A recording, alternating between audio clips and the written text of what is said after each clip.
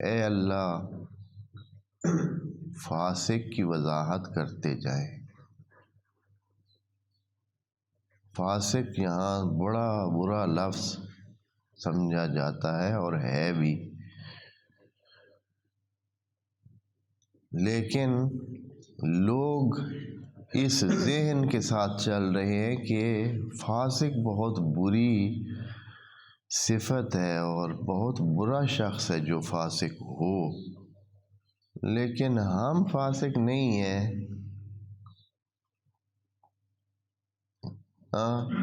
ہمارے دشمن فاسق ہوں، ہم کیوں فاسق ہوں؟ ہم فاسق نہیں ہیں۔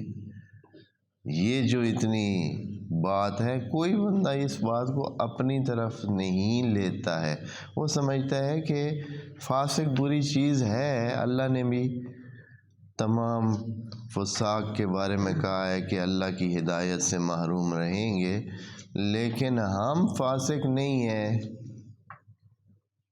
وجہ کیا ہے؟ وجہ یہ ہے لا علمی، کہ فسق کا معنی کیا ہے؟ اے اللہ، لوگ لغتوں میں ڈھونڈتے رہیں گے، کون جائے گا؟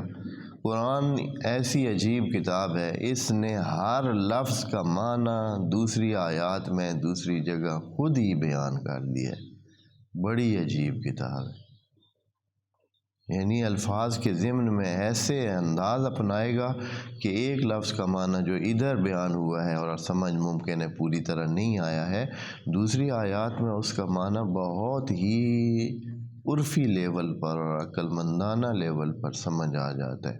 تو یہاں خدا کریم خود ہی معنی کر دیتا ہے کہ آپ ممکن ہے کہ ان چکروں میں پڑ جائیں اور ہر بندہ کہے کہ میں فاسق نہیں ہوں۔ تو ذرا سمجھ لیں فاسق ہوتا کون ہے؟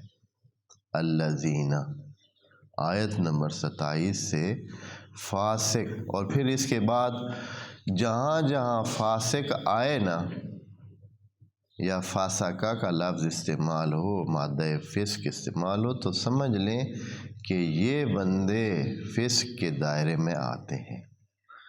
اور پھر اپنے آپ کو بھی بندہ مقایسہ کرے کہ اس کی جگہ کدھر ہے، آیا وہ فسق کے دائرے سے باہر ہے یا فسق کے دائرے میں ہی کھڑا ہے۔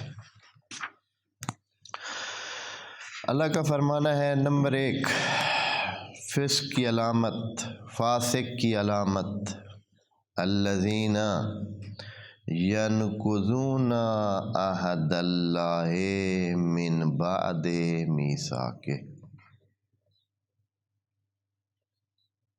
وہ بندے جو اللہ کے ساتھ پہلے تعہد کر لیتے ہیں، مان لیتے ہیں اللہ کو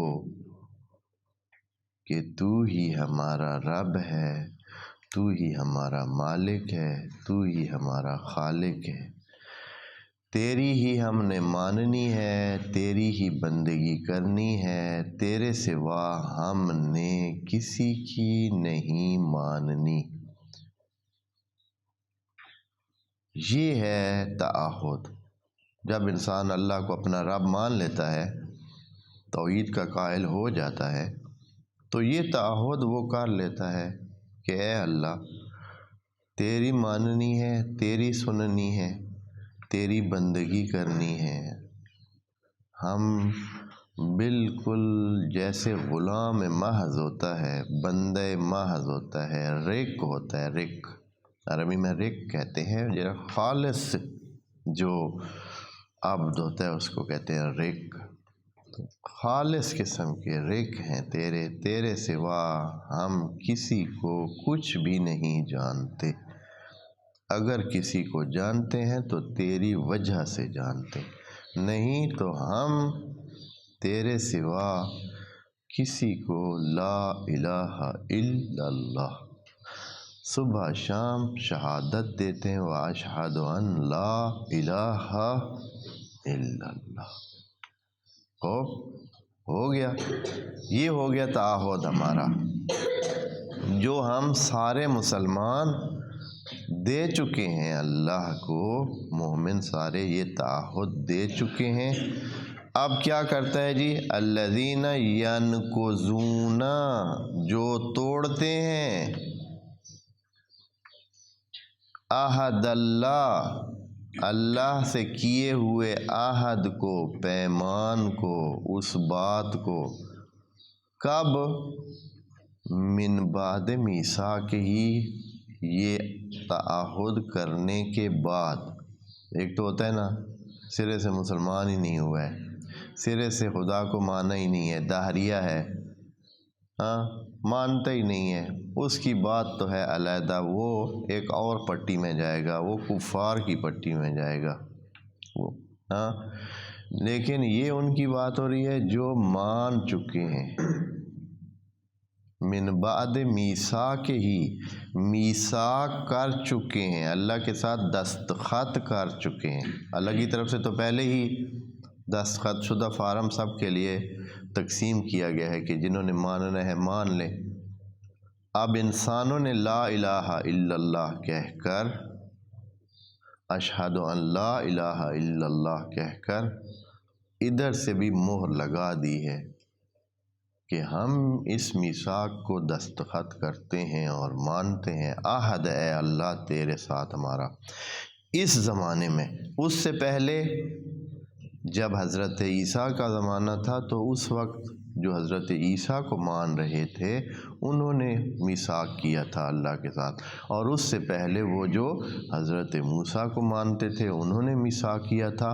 یعنی یہ جو متدین طبقہ ہے سارا، یعنی دین کو ماننے والا، آمنو والا طبقہ سارا، اول سے آخر تک جہاں جہاں پہنچتا ہے، ان سب کو یہ بات شامل ہے۔ اب اگر یہ کیا کرتا ہے؟ ینقضون، یہ توڑتے ہیں وہ عہد۔ عہد میں تو اللہ کی فرمان برداری ذکر ہے۔ اب جو بندہ نہیں فرمان برداری کر رہا ہے، کسی زاویے میں بھی نہیں کر رہا ہے، کسی ایک زاویے میں نہیں کر رہا ہے، 2 میں نہیں کر رہا ہے، 10 میں نہیں کر رہا ہے، کوئی ممکن ہے نماز ہی نہیں پڑھتا ہے سرے سے، بندگی کا وہ جو اظہار کرنا چاہیے سرے سے وہ ہی نہیں کرتا ہے، صبح گناہ سے شروع کرتا ہے، جو کھانا کھا رہا ہے وہ رشوت کے پیسوں سے لے کے کھا رہا ہے، صبح ٹائم پہ سکول نہیں جا رہا ہے، اپنی ڈیوٹی پہ دیر سے جا رہا ہے، ڈیوٹی میں جا کر رشوت لے رہا ہے، کام جو ہو سکتا ہے دوسرے کو کہتا ہے کل آ جانا کر دوں گا۔ انسانی معاشرے میں دیکھیں اتنا نقض عہد ہے، اتنا نقض عہد ہے، ہر بندہ چھوٹی موٹی ڈنڈی لے کر پھر رہا ہے، اور وہ ڈنڈی اپنی جہاں بس چلے اپنی ڈنڈی مارتا ہے۔ وہ ریڑھی پہ لگائے ہوئے چیزیں جب دیکھتا ہے کہ کوئی جہاں مناسب جگہ ہوتا ہے وہاں کیا کر دیتا ہے، جو خراب چیزیں ہوتی ہیں وہ لفافے میں ڈال دیتا ہے، پتہ ہی لینے والے کو نہیں چلتا ہے، جو قیمت نہیں بنتی وہ لے لیتا ہے، صبح صبح دودھ میں پانی ملا کے لے آتے ہیں، ملاوٹ والی دوائیوں والا دوائیاں بیچ رہا ہے، ہر طرف سے کوئی ایک سائیڈ نہیں ہے کہ ہم کہیں فلاں والے ایسے ہیں، حتیٰ مذہبی طبقات بھی وہ بھی اس میں ہی شامل ہیں، یہ جو مذہب کے سرکردہ افراد ہوتے ہیں یہ بھی اپنی طرف سے جو ان سے ہو سکتا ہے جتنا، اچھے انسان ہر گروپ میں موجود ہیں اور برے انسان ہر گروپ میں موجود، کوئی مستثنا نہیں ہے، جو بھی اللہ سے کیے ہوئے عہد کو توڑتا ہے وہ اس آیت کے ضمن میں آتا ہے۔ الذین ینقضون عہد اللہ من بعد میثاقہ، یہ من بعد میثاقہ بہت مہم ہے اس لحاظ سے کہ ہم یہ ایک تو ہے نا نہیں مانتا ہے، وہ مان ہی نہیں رہا ہے پہلے سے، اس کو تو پھر معاف کیا جا سکتا ہے کہ اس نے مانا نہیں ہے، اس کو سمجھ نہیں آئی ہے، دلائل پورے نہیں ہوئے، اس کو قائل نہیں کیا جا سکا ہے، وہ تو مانا ہی نہیں تھا۔ لیکن یہ جو مان چکا ہے، یہ جو لبیک کہہ چکا ہے، یہ جو لبیک یا اللہ کہہ چکا ہے، لبیک اللہم لبیک کہہ چکا ہے، جو لبیک یا رسول اللہ لبیک کہہ چکا ہے، یہ جو لبیک یا حسین لبیک یا حسین کہہ چکا ہے، یہ بدبخت اس آیت کے ضمن میں مار کھاتا ہے کہ دن میں 20 دفعہ اس عہد کو توڑتا ہے۔ الذین ینقضون عہد اللہ من بعد میثاقہ، اور وَيَقْطَعُونَ مَا أَمَرَ اللَّهُ بِهِ أَن يُوصَلَ، اور توڑتے ہیں اس کو جو اللہ نے کہا ہے جوڑا جائے، جس کو اللہ نے کہا ہے جوڑا جائے اس کو یہ توڑتے ہیں۔ یقطعون توڑتے ہیں، میثاق کو بھی توڑتے ہیں اور اس بندھن کو توڑتے ہیں، اس آپس میں لگی ہوئی گرہ اور رابطے کو توڑتے ہیں جس کو اللہ نے کہا ہے کہ نہیں یہ ہونا ہے، یہ برقرار رکھو، یہ رابطہ رکھو، پھر وہ بندہ اس کو توڑتا ہے۔ اچھا یہ کس کی بات ہو سکتی ہے؟ بات تو کلی ہے، یعنی عام ایسے کلے انداز میں ایک قاعدے کے مطابق، قاعدے کے طور پر بیان کیا کہ توڑتے ہیں جس کو اللہ نے جوڑنے کا کہا ہے۔ کہاں فٹ آتی ہے یہ؟ کس چیز کے بارے میں اللہ نے جوڑنے کا کہا ہے؟ جو ہمیں سمجھ آتی ہے کم از کم وہ صلہ رحم کی بات ہو سکتی ہے۔ صلہ بھی یہی جوڑنے کا معنی ہے، صلہ رحم یعنی رحم کو جوڑنا۔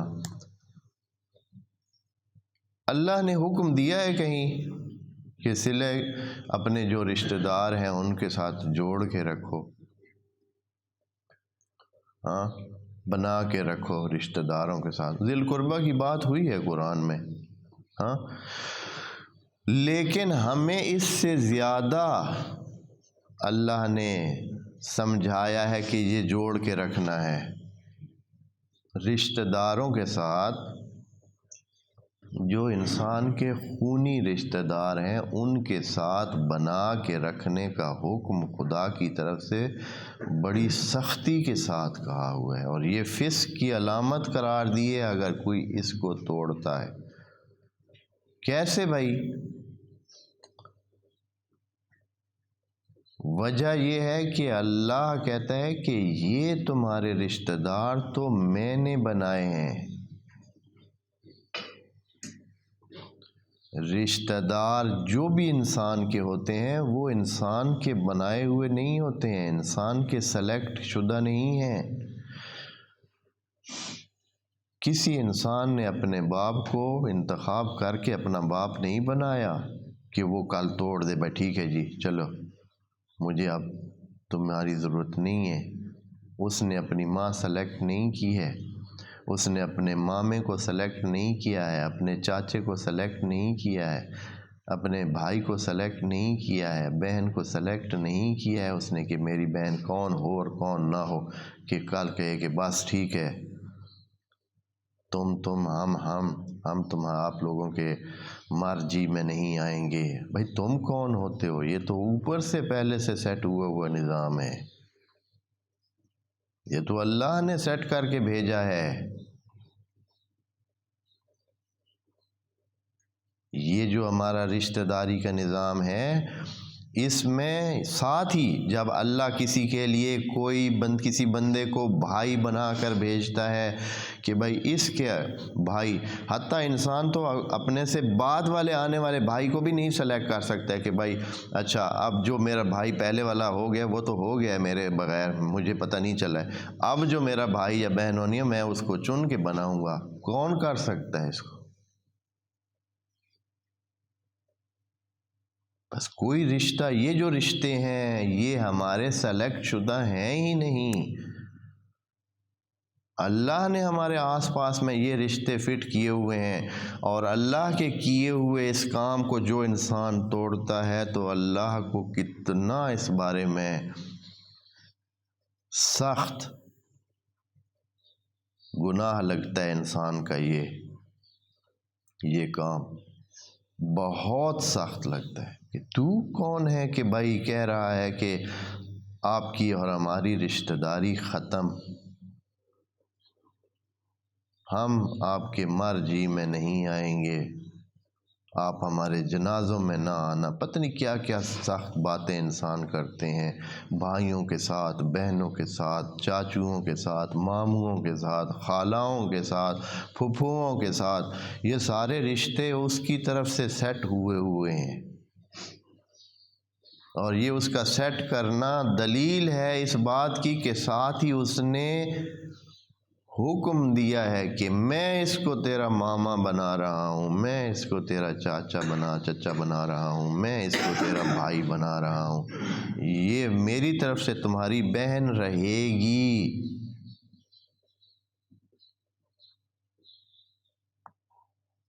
اور کوئی آئے اور کہے کہ نہیں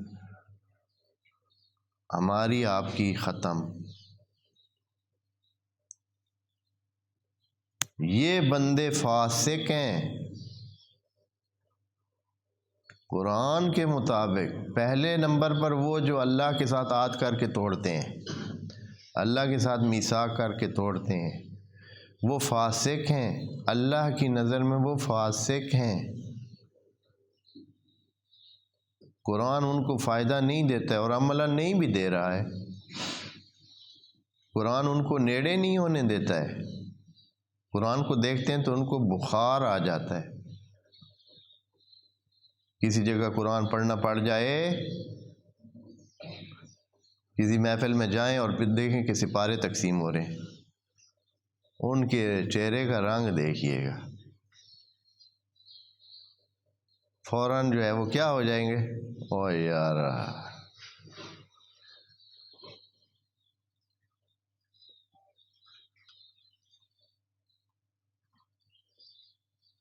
یہی ہے، یہی تو قرآن کہہ رہا ہے کہ یہ وما یضل بہ الا الفاسقین، یہ فاسقین ہیں جو اس سے کیا ہوں گے، اس سے کچھ بھی حاصل نہیں کریں گے اور دور رہیں گے۔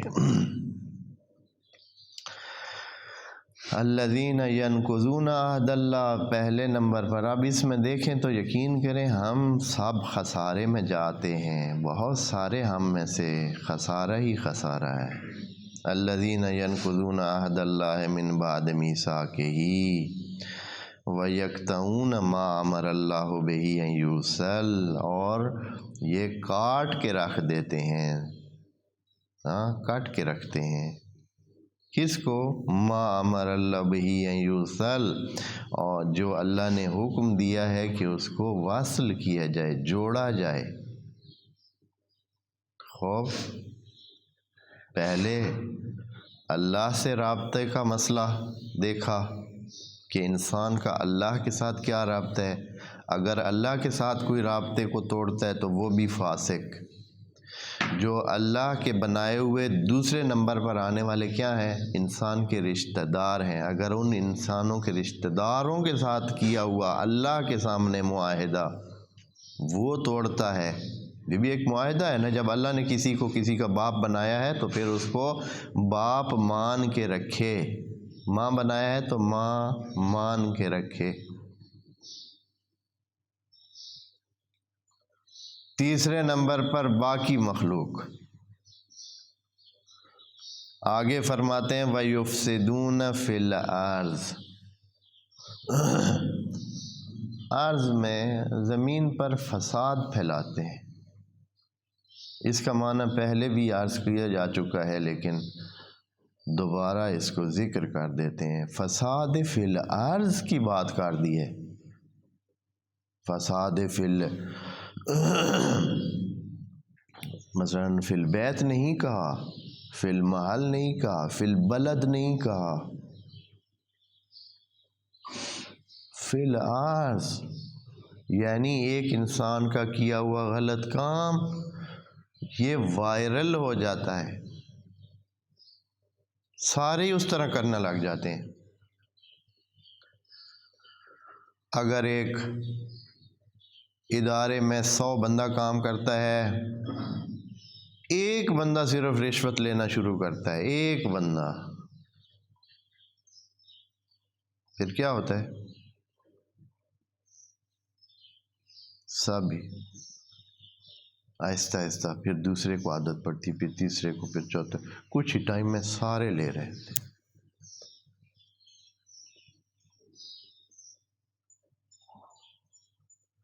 ایک بندہ ایک گناہ شروع کرتا ہے، اگر 1000 دکان ہے شہر میں، ایک بندہ پہلے جو ہے نا وہ اپنا سامان راستے میں رکھتا ہے لوگوں کے،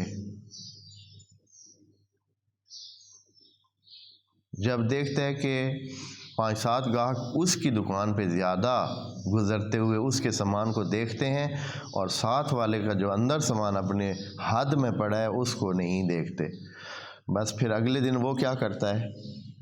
وہ بھی سامان راستے میں لوگوں کا راستہ روک کر، یہ سب حرام ہو رہا ہے، سب حرام ہو رہا ہے، یہ لوگوں کے حق پہ یہ جو ڈاکہ ڈالا جا رہا ہے، اور کر بھی کچھ نہیں سکتے ہیں بیچارے عوام، کیا کر سکتے ہیں؟ ان کے ساتھ کس نے جھگڑنا ہے؟ یہ اپنے مال میں حرام کا پیسہ شامل کر رہے ہیں، اور پھر اس کو دیکھتے ہوئے اگلا اور اگلا، اور اب دیکھیں پورے شہر میں کیا صورتحال ہے، ہمارے سارے شہروں میں دیکھیں، سب نے اسی طرح کیا ہو۔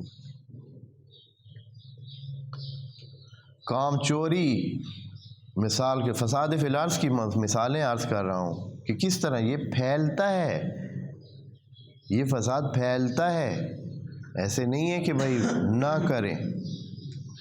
آپ اگر دیکھیں گے کہ ایک بندہ ٹریفک کی خلاف ورزی کر رہا ہے، اگر وہ نہ کرتا تو ممکن ہے سارے رکے رہتے، ایک بندہ شرارت کرتا ہے، پھر دوسرا، پھر تیسرا، پھر چوتھا، پھر اگلی دفعہ وہ کوئی غلط کام خود سے ہی شروع کر دیتا ہے، پھر اس کو کسی اور کو دیکھنے کی ضرورت نہیں پڑتی، اگلے اشارے پہ پھر وہ یہ انتظار نہیں کرتا کہ کوئی اور کرے تو وہ کرے گا، بلکہ وہ خود سے ہی اگلی دفعہ جو ہے وہ خود ہی خلاف ورزی شروع کر دیتا ہے، پھر اس کو کسی سہارے کی ضرورت نہیں ہے، اس لیے کہ وہ فساد فی الارض کی جو آگ تھی وہ پہلے سے کسی نے جلا دی تھی، اب وہ آگے خود بخود ہی بڑھتی ہے۔ ایک بندہ پہلے بے دینی کرتا ہے، جو بھی جس ضمن میں بھی کرے، پھر اس کے مطابق ایک بندہ اسراف کرتا ہے، ایک بندہ دعوت دیتا ہے جس میں کیا کیا کھانے، کیا کیا سلسلے، پھر اور وافر مقدار میں، اور کیا کیا بندوں کو دعوتیں، اور بڑے لمبے چوڑے حساب کتاب۔ اب اس نے تو کر دی، یہ ایک انڈیویجول کا کام نہیں ہے کہ بس اس نے کر دی اور بات ختم ہو گئی،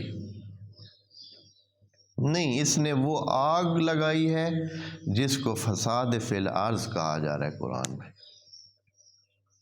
اب اس کی وجہ سے جو بھی ادھر دیکھنے والے ہیں، جو بھی آئے ہیں، ان میں سے 20 لوگ متاثر ہو کے گئے کہ بھائی ہم نے اس سے زیادہ کر کے دکھانا ہے، یا اس جیسا تو ہونا چاہیے۔ کتنے ہوں گے آپس میں بیٹھ گئے، ہاں اے ہوئی نا گل، ہاں اس طرح دعوت ہونی چاہیے، تقریب اس طرح کی ہونی چاہیے۔ کتنے کہہ کے جائیں گے یہ بات، اور پھر وہ اپنی طرف سے مریں گے، جئیں گے، کوشش کریں گے کہ یہ کام، یہ فساد فی الحال ہے۔ اور ماشاءاللہ ایک گاؤں میں ہماری معلومات ہوتی ہیں، اس گاؤں میں وہاں بڑی عجیب ہوتا تھا، لوگوں کے پاس اتنے وسائل نہیں ہیں، وہاں اپنی زندگی میں بڑے کپڑے پورے نہیں ہیں، کھانا پورا نہیں ہے، نیوٹریشن کے حوالے سے مشکلات کا شکار ہیں، یہ وہ بہت سارے مسائل جو زندگی کے ہوتے ہیں، اوکھ سوکھ بہت ہے. لیکن پہلے ایسے تو بھائی کسی نے نئی LCD لی ہے، اب 10-12 دن کے بعد پتہ چلتا ہے کہ آدھے شہر نے نئی LCD اسی ٹائپ کی لے رکھی. کھانے کے پیسے نہیں ہیں، قرضے سے لے لی سب نے. کسی نے گائے بیچی ہے، کسی نے بکری بیچی ہے، کسی نے ریڑھی اپنے کام والی بیچ دی ہے، کسی نے کیا بیچا ہے، ہاں جی لے لی. اچھا جی، اس کا دور ختم ہوا. اب ایک کسی نے ایک خاص قسم کی بیٹری لے لی ہے جی، وہ ٹارچ نہیں ہوتی رات کو اندھیرے میں. ابھی بس 15 دن کے بعد دیکھیں گے کہ ہر بندے کے ہاتھ میں وہی ٹارچ ہے.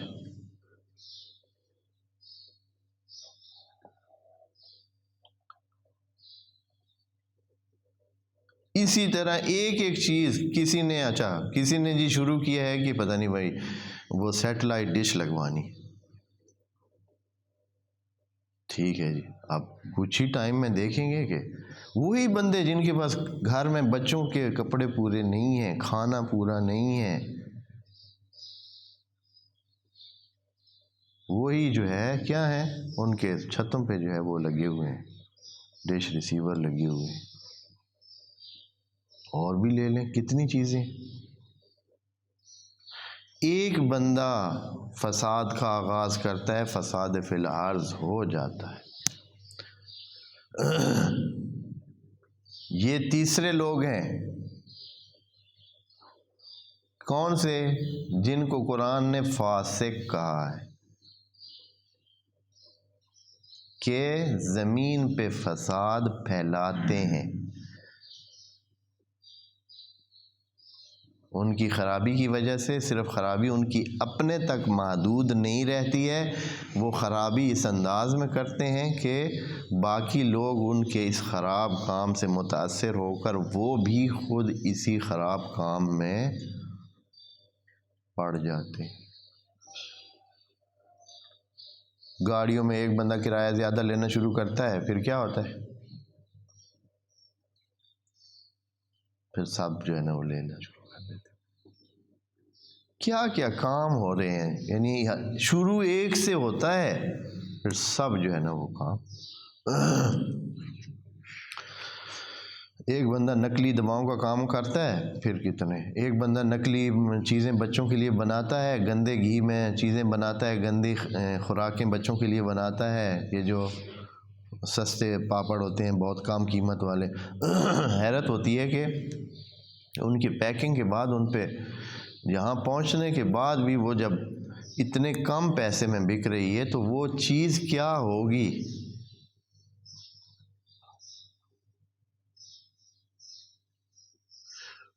وہ جو جوس کے ڈبے کی پیکنگ ہی 5-7 روپے کی وہ لگتی ہے تو وہ 10 روپے میں بک رہا ہے اگر، تو آپ سوچ لیں اس میں اس نے کیا ڈالا ہوگا.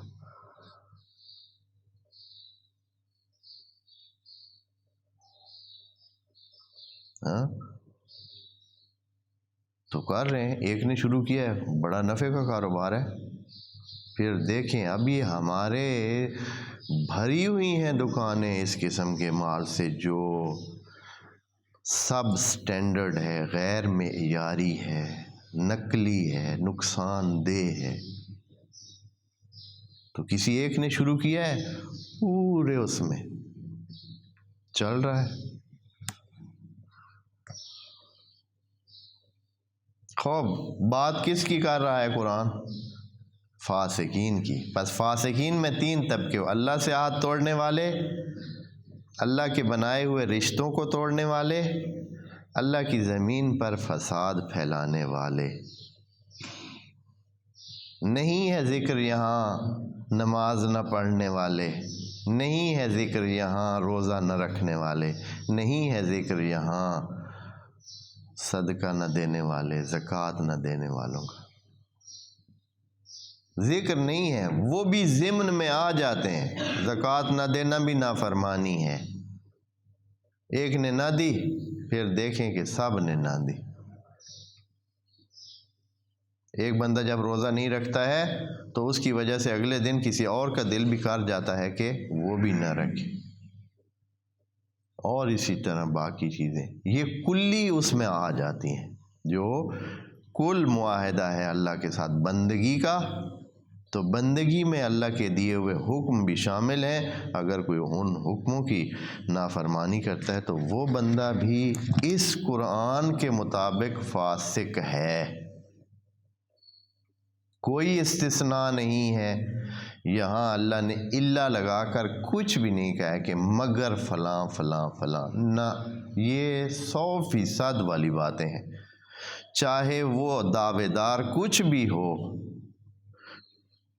کہ ہم فلاں کو مانتے ہیں اور فلاں کو مانتے ہیں اور فلاں والے ہیں اور ادھر والے ہیں اور ادھر والے ہیں، کچھ بھی نہیں۔ جو یہ کام اللہ کے ساتھ کیا ہوا معاہدہ توڑتا ہے، نمبر 1، جو اللہ کے بنائے ہوئے رشتوں کو اگنور کرتا ہے، ان کو اہمیت نہیں دیتا ہے، ان کو توڑتا ہے، نمبر 2، اور تیسرا وہ جو انسانوں میں فساد پھیلاتا ہے، یعنی اپنا اس کا کام موجب بنتا ہے کہ اور بھی کئی لوگ اسی طرح کا برا کام اپنائیں، یہ سب کے سب فاسق ہیں۔